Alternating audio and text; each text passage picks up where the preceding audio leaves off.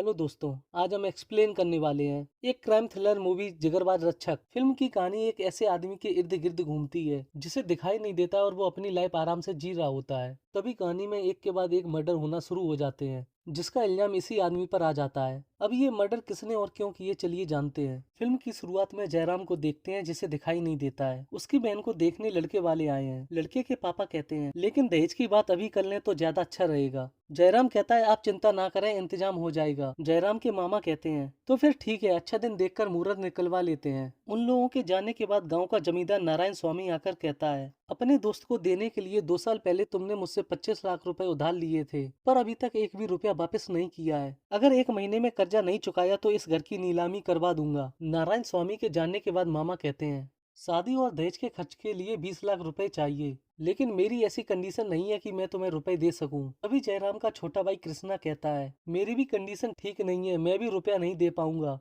जयराम कहता है आप लोग चिंता मत करो, इस शादी में जो भी खर्चा होगा उसका इंतजाम मैं कर लूंगा। अगले दिन वो अपने काम पर वापस शहर लौट जाता है। जयराम एक अपार्टमेंट में लिफ्ट ऑपरेटर का काम करता है। वहाँ का सिक्योरिटी गार्ड गुरु सिद्धा उसकी बहन की शादी के बारे में पूछता है। जयराम बताता है उसकी बहन की शादी तय हो गई है जिसके लिए 25 लाख रुपए का इंतजाम करना होगा। तभी वहाँ से पिज्जा वाला निकलता है जिसकी खुशबू सूंघकर जयराम उसे पहचान लेता है। फिर उसी बिल्डिंग में रहने वाले जज कृष्णमूर्ति से उसकी बहन कहती है आपके पास लाखों रुपए पड़े हैं, ये आपका इकलौता दामाद है, इसे बिजनेस के लिए रुपए दे दो ना, वैसे भी आपका यहाँ कोई नहीं है। उनका दामाद नटराज कहता है ना इनकी वो नाजायज बेटी, ये बात लोगों को ना पता चल जाए इसलिए उसे छिपा कर रखते हैं। ये बातें काम वाली रेवती सुन रही होती है।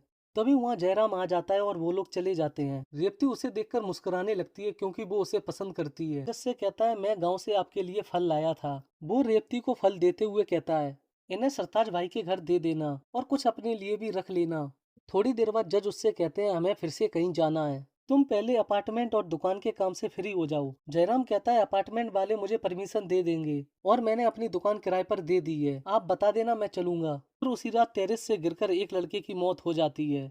इस केस की इन्वेस्टिगेशन की जिम्मेदारी गौरी को मिलती है। उसे पोस्टमार्टम रिपोर्ट से पता चलता है डेड बॉडी पर 8 चोट के निशान हैं और उसकी सीधे हाथ की पहली उंगली कटी हुई है। वो अपनी टीम मेंबर को बताती है उसने ऐसे ही केस के बारे में पहले भी कहीं सुना था। फिर वो इंटरनेट पर सर्च करने लगती है जिससे उसे पता चलता है 4 महीने पहले ऐसा ही मर्डर एक शहर में हुआ था। फिर वो हरी से कहती हैं हुबली पहुंचकर उस केस के इन्वेस्टिगेशन ऑफिसर से बात करके उस केस की रिपोर्ट मंगवा लो। अगले सीन में वो दोनों सफर पर निकल जाते हैं।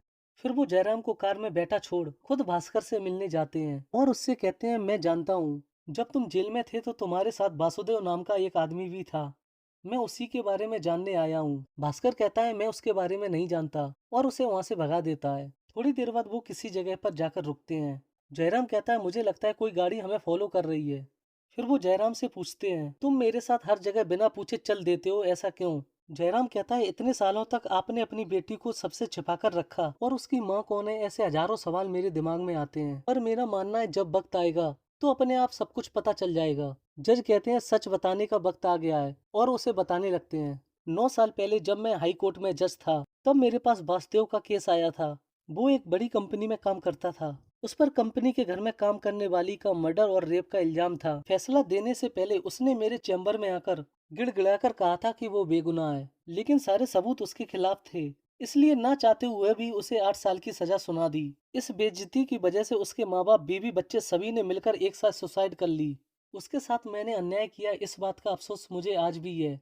इसलिए रिटायर होने के बाद उससे मिलने में जेल गया तो पता चला उसका मेंटल हॉस्पिटल में इलाज चल रहा है, लेकिन उसने जेल की दीवारों पर लिखा था कि वो मुझसे बदला लेगा। प्रायश्चित करने के लिए मैं उसे आज भी जगह जगह ढूंढ रहा हूँ पर वो मुझे कहीं नहीं मिल रहा है। अगले सीन में फिर से एक मर्डर हो जाता है। उसकी भी सीधे हाथ की उंगली कटी होती है। गौरी बताती है ये जो मर्डर हुआ है वो एक डॉक्टर का है। इसका परसों कार वाली डेड बॉडी से जरूर कोई संबंध है। मुझे लगता है इन दोनों का किलर एक ही है। एसीपी कहते हैं तुम्हारे पास क्या सबूत है। वो बताती है कुछ टाइम पहले ऐसे ही मर्डर की इन्वेस्टिगेशन कर रही थी। फिर फोटो दिखाते हुए बताती है इस कंपनी के मालिक की पूरी फैमिली का मर्डर हो गया था और हुबली में पब्लिक प्रोसिक्यूटर की पूरी फैमिली का मर्डर हो गया। यहाँ तक कि जो पुलिस ऑफिसर इसकी इन्वेस्टिगेशन कर रहा था उसका भी मर्डर हो गया। और अभी कुछ दिन पहले उस पुलिस ऑफिसर के बेटे को छत से फेंककर किसी ने मार दिया और कल ये डॉक्टर की लाश मिली है। इन सब में एक बात कॉमन है कि किलर पूरी फैमिली को मार रहा है। और जितने लोग भी मरे हैं वो सारे गवर्नमेंट ऑफिसर हैं। मुझे लगता है वो किलर अपनी पुरानी दुश्मनी का बदला ले रहा है। एसीपी गोरी को बताते हैं उसका ट्रांसफर ट्रैफिक में हो गया है। अब इस केस की इन्वेस्टिगेशन बसवराज करेंगे। फिर वो इंस्पेक्टर बसवराज को फाइल देकर चली जाती है। फिर उसी रात कोई आदमी उनकी कार पर नंदिनी लिखकर चला जाता है। वो घर आकर जयराम को बताते हैं ये वासुदेव ही है। जयराम पूछता है पर उसने नंदिनी का नाम क्यों लिखा। जज कहते हैं मुझे लगता है उसके ऐसा करने से मैं डर जाऊंगा और नंदिनी के पास चला जाऊंगा, जिससे उसे पता चल जाएगा नंदिनी कहाँ छिपी है। फिर वो जयराम से कहते हैं तुम जल्दी से स्कूल जाकर नंदिनी से मिल आओ। अगले दिन वो नंदिनी के स्कूल जाकर उसकी प्रिंसिपल को बताता है नंदिनी की जान को खतरा है, अगर उससे कोई भी मिलने आए तो उसे मिलने मत देना। और उन्हें अपनी दुकान का नंबर देते हुए कहता है जब भी मुझसे बात करनी हो इस नंबर पर कॉल करना। तभी वहाँ नंदिनी आ जाती है। वो उसके साथ पूरा दिन टाइम स्पेंड करता है। फिर नंदिनी उससे कहती है कुछ दिन बाद मेरा बेंगलोर में सिंगिंग कंपटीशन है, तुम पापा को लेकर वहाँ जरूर आना। जयराम वादा करके वहाँ से चला जाता है। अगले सीन में जयराम ब्लाइंड बच्चों को म्यूजिक सिखा रहा होता है। वहाँ के हेड शिवराम उससे कहते हैं हम जो प्रोग्राम करने वाले हैं उसमें ब्लाइंड इंस्टीट्यूट के सारे मेंबर्स आने वाले हैं। तभी उनकी बेटी गौरी वहाँ आ जाती है। जयराम उससे पूछता है आज तुम्हारी ड्यूटी नहीं है क्या। वो बताती है मैं छुट्टी लेकर इनसे मिलने आई हूँ। अगले दिन जज रुपयों से भरा बैग जयराम को देते हुए कहते हैं मैंने ये पैसा नंदिनी के लिए फिक्स डिपॉजिट किया था और मैं चाहता हूँ तुम उसके स्कूल वाले अकाउंट में जमा कर दो। वो कहता है आप अपने अकाउंट से डायरेक्ट ट्रांसफर क्यों नहीं कर देते। जज बताते हैं मेरे अकाउंट चेक किए जा रहे हैं, अगर अपने अकाउंट से डायरेक्ट ट्रांसफर कर दूंगा तो सभी को नंदिनी के बारे में पता चल जाएगा। और कहता है वासुदेव अलग अलग जगहों पर खून कर रहा है, मुझे लगता है वो अपनी फैमिली के मर्डर का बदला ले रहा है। अगर ये सच है तो उसका अगला निशाना मैं और मेरी बेटी नंदिनी है। तुम मुझसे वादा करो अगर मुझे कुछ हो गया तो उसकी जिम्मेदारी तुम उठाओगे। जयराम वादा करते हुए कहता है आपको कुछ भी नहीं होगा। फिर अपार्टमेंट पहुंचकर वो देखता है किसना उससे मिलने आया है। वो बताता है लड़के वालों ने इसी महीने की 27 तारीख फिक्स की है और पूछता है तुम्हारी शेखर से बात हुई। जयराम बताता है फोन किया था पर नॉट रीचेबल आ रहा था। ठीक है मेरे पास भी कुछ नहीं है देने के लिए। इसके बाद वो रुपयों वाला बैग जज के घर में रख देता है। उसी रात उनकी बिल्डिंग में शादी का फंक्शन चल रहा होता है जिसमें जाने के लिए जज तैयार हो रहे होते हैं। तभी वासुदेव आकर उन पर अटैक कर देता है और उन्हें बांध देता है। फिर उसे नंदिनी के स्कूल के बारे में पता चल जाता है। फिर वो जज से कहता है अब मैं तुम्हारी बेटी को भी मार दूंगा और उन्हें जान से मार देता है। तभी जयराम उन्हें बुलाने आता है और जज की बॉडी से टकरा जाता है। उसे देखकर वासुदेव वहां से भागने लगता है। जयराम उसे पकड़ने की कोशिश करता है और उन लोगों में फाइट भी होती है, लेकिन वो वहां से भाग जाता है। इसके बाद वो गुरु सिद्धा को बुलाता है जो बताता है कि जज साहब मर गए हैं, तुम यहीं रुको मैं सभी को बुलाकर लाता हूँ। उसके जाते ही वो पैसों वाला बैग उठा लेता है। अगले दिन पुलिस इन्वेस्टिगेशन करने आती है और गुरु सिद्धा को उठाकर ले जाने लगती है। राम इंस्पेक्टर से कहता है इसने कुछ नहीं किया है और आप इसे बिना सबूत के नहीं ले जा सकते। इस बात पर उन लोगों में बहस होने लगती है। फिर इंस्पेक्टर गुस्से में कहता है अभी तो मैं इसे छोड़ रहा हूँ पर तुम्हें नहीं छोड़ने वाला। अगले सीन में पुलिस फिर से सभी से पूछताछ करने आती है। जयराम बताता है मैं खूनी को पकड़ने ही वाला था पर वो वहां से भाग गया, लेकिन मैंने ऑटो के जाने की आवाज सुनी थी। अगर आप मेरे सामने खूनी को लाकर खड़ा कर देंगे तो मैं उसे पहचान लूंगा। इंस्पेक्टर हरी से कहता है यहाँ के सेक्रेटरी से बात करो और यहाँ पर रेगुलर आने वाले ऑटो ड्राइवर को बुलवाओ। थोड़ी देर बाद ऑटो ड्राइवर वहाँ आ जाते हैं। वो एक एक करके चेक करके बताता है इनमें से कोई भी खूनी नहीं है। इंस्पेक्टर गुस्से में कहता है तो फिर खून आखिर किसने किया। फिर वो एसीपी से कहता है मुझे जयराम पर ही शक हो रहा है। जयराम कहता है किसी इंसान को छूकर और उसकी खुशबू से पहचानने की शक्ति मुझ में है। किलर की कद काठी सब कुछ मुझे याद है। वो लेफ्टी है और सीधे हाथ में घड़ी पहनता है। ये बातें वासुदेव सुन रहा होता है और वो जल्दी से सीधे हाथ से निकालकर बाएं हाथ में घड़ी पहन लेता है। अगले सीन में वासुदेव नंदिनी के स्कूल में जाकर पूछताछ करता है। प्रिंसिपल बताते हैं नंदिनी पहले हमारे स्कूल में पढ़ती थी पर जयराम ने टीसी कटाकर उसका किसी दूसरे स्कूल में एडमिशन करवा दिया है। किस स्कूल में एडमिशन करवाया है ये मुझे नहीं पता। फिर उसी रात दुकानदार बालू उससे कहता है मुझे ये सब कुछ ठीक नहीं लग रहा है, मैं सिर्फ तुम्हारी रिक्वेस्ट पर कर रहा हूँ। जयराम कहता है इन पैसों को तुम्हारे पास ही रहने दो और इस बारे में किसी को नहीं पता चलना चाहिए। बालू पूछता है तो फिर नंदिनी को क्या बोलूं। जयराम कहता है अगर उसके स्कूल से फोन आए तो कुछ मत बताना, सिर्फ बजाय जान लेना। फिर वो किसना को फोन करके बताता है शादी के लिए पैसों का इंतजाम हो गया है, कल आकर बालू से पैसे ले जाना। वासुदेव बातें छिपकर सुन रहा होता है। अगले सीन में वासुदेव नटराज से मिलकर उसे कुछ पेपर देता है। वो ये पेपर इंस्पेक्टर को दे देता है। इंस्पेक्टर कहता है मुझे पहले से ही जयराम पर डाउट था। फिर वो हरी से कहता है जयराम और वहाँ पर रहने वाले सभी लोगों को लेकर यहाँ पर आओ, मैं एसीपी सर को भी बुला लेता हूँ। थोड़ी देर बाद हरी जयराम से पूछता है तुम्हारी बहन की शादी के लिए 25 लाख रुपए कहाँ से आए? जयराम कहता है ये मेरा फैमिली मैटर है, उसका इससे क्या संबंध है? फिर एसीपी उससे कहते हैं मैं जानता हूँ तुम जज साहब के साथ बैंक से रुपए निकलवाने गए थे। उन्होंने इतना सारा पैसा क्यों निकलवाया? जयराम बताता है उन्होंने ये पैसे अपनी बेटी को देने के लिए निकाले थे। एसीपी फिर से पूछते हैं तुम्हारी खूनी से जब फाइट हुई थी तो क्या उसके हाथ में कोई बैग था? जयराम मना कर देता है। तभी वासुदेव नटराज को इशारा करता है। फिर नटराज उससे पूछता है अगर ऐसा है तो फिर उनकी बेटी कहाँ पर है? जयराम कहता है मुझे ये नहीं पता। फिर उसे महसूस होता है कि वासुदेव वहाँ पर है।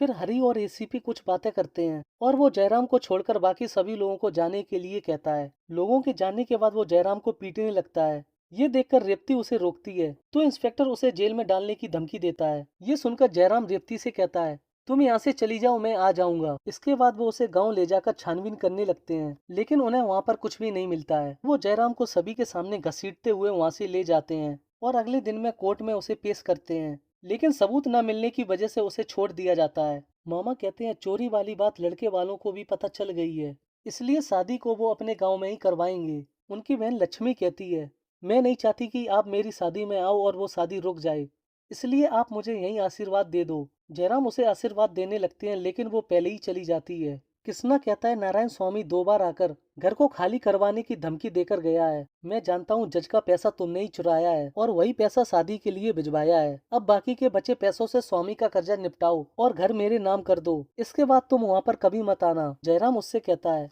लक्ष्मी ने कहा शादी में मत आओ और तुम भी घर पर आने के लिए मना कर रहे हो। मेरा तुम दोनों के अलावा और कोई नहीं है। कृष्णा उसे धक्का मारकर चला जाता है। गुरु सिद्धा उससे पूछता है तुमने शादी के लिए रुपए कहाँ से अरेंज किए? बालू बताता है जयराम ने मेहनत करके जो दुकान खरीदी थी वो मुझे बेचकर पैसे का इंतजाम किया है। अगले सीन में बालू उसे बताता है नंदनी के स्कूल से फोन आया था, उन्होंने कॉल करने को कहा है। फिर वो स्कूल में बात करता है तो प्रिंसिपल उसे बताती हैं कल नंदनी का सिंगिंग कंपटीशन है, इसलिए वो तुमसे बात करना चाहती है। नंदनी कहती है यहाँ सारे बच्चे अपने पेरेंट्स के साथ आ रहे हैं, तुम पापा को लेकर आ जाना। जयराम बताता है मैं और तुम्हारे पापा थोड़े बिजी हैं, इसलिए रेवती वहाँ आ जाएगी और पूरे दिन तुम्हारे साथ रहेगी। वासुदेव छिपकर उनकी बातें सुन लेता है और उसके जाने के बाद वो नंबर को रीडायल करता है, लेकिन जयराम अपनी होशियारी दिखाकर नंबर को 00 कर देता है। इसके बाद वो रेवती से मिलता है। अगले दिन रेवती बस में बैठकर चली जाती है। वासुदेव भी उसके पीछे पीछे आ जाता है। पहले तो वो कई जगह जाकर शॉपिंग करती है और बस में बैठकर वापस घर जाने लगती है। ये देखकर वासुदेव समझ जाता है कि जयराम ने उसे रेवती के पीछे लगाकर बेवकूफ बना दिया। इधर जयराम सिंगिंग कंपटीशन में पहुंच जाता है। उसे देखकर नंदिनी बहुत खुश हो जाती है। अगले सीन में जयराम चर्च में होता है, तभी वहाँ वासुदेव आकर उससे कहता है मैं जान गया हूँ कि नंदिनी इस वक्त कहाँ पर है, मैं अभी उसके पास जा रहा हूँ, दम है तो रोक कर दिखाओ। उसके जाने के बाद वो गौरी को बताता है जज को मारने वाला वासुदेव ही है, अब वो नंदिनी को भी मार देगा। फिर वो नंदिनी के स्कूल में फोन करता है और गौरी को बताता है नंदिनी अब ठीक है। वासुदेव दूर खड़ा होकर ये सब देख रहा होता है। जयराम के जाने के बाद वो वहां आकर बालू से कहता है थोड़ी देर पहले मैं अपना फोन यहाँ भूल गया था। तभी हमें पता चलता है वासुदेव ने नंदिनी के स्कूल का फोन नंबर जानने के लिए अपने फोन का कैमरा ऑन करके जानबूझकर वहां पर छोड़ दिया था। फिर उसी रात नटराज जयराम को फोन करके कहता है मैंने तुम्हें गलत समझा, असली खूनी कौन है और कहाँ रहता है मुझे पता चल गया है। जयराम कहता है थोड़ी देर में मैं वहां पर पहुंचता हूँ। फिर वो वासुदेव को बताता है जयराम आ रहा है और कहता है जज साहब का 1 करोड़ मुझे दिलवाने की जिम्मेदारी तुम्हारी है, उसमें से मैं तुम्हें 20% दे दूंगा। वासुदेव कहता है ठीक है, तुम अभी इंस्पेक्टर को फोन करके बताओ खूनी यही है। फिर वो जैसे ही इंस्पेक्टर को बताता है वासुदेव उसे मार देता है। थोड़ी देर बाद जयराम वहाँ आ जाता है और उसे पता चल जाता है नटराज मर गया। तभी पुलिस आकर उसे अरेस्ट कर लेती है। हरी उससे कहता है नटराज का खून तुमने किया, आज हम सभी लोगों ने देख लिया, और जज का खून भी तुमने ही किया ये भी कबूल कर लो और इन पेपर पर साइन कर दो। जयराम कहता है मैंने कोई भी खून नहीं किया। एसीपी पिज्जा खाते हुए कहते हैं इसकी जरूर कोई कमजोरी होगी जिससे ये कबूल कर ले। तभी इंस्पेक्टर को कुछ याद आता है। फिर इंस्पेक्टर एसीपी से कहता है आप जाइए, कल सुबह तक मैं इससे खुद कबूल करवा लूंगा। और वो रेवती को बुलवा लेता है। फिर जयराम से कहता है अगर तुम इन पेपर पर साइन नहीं करोगे तो हम लोग रेवती से बुरी तरह से पूछताछ करेंगे। फिर वो लोग रेवती के साथ बदतमीजी करने लगते हैं। रेवती की आवाज सुनकर जयराम गुस्से में आ जाता है और वो सभी पुलिस वालों को बुरी तरह से पीटकर रेवती को वहां से ले जाता है। फिर गौरी के घर पहुंचकर उसको बताता है जिस दिन बिल्डिंग में शादी का फंक्शन चल रहा था उस दिन सभी लोगों का खाना वहीं पर था, पर किसी ने तो पिज्जा का ऑर्डर दिया था।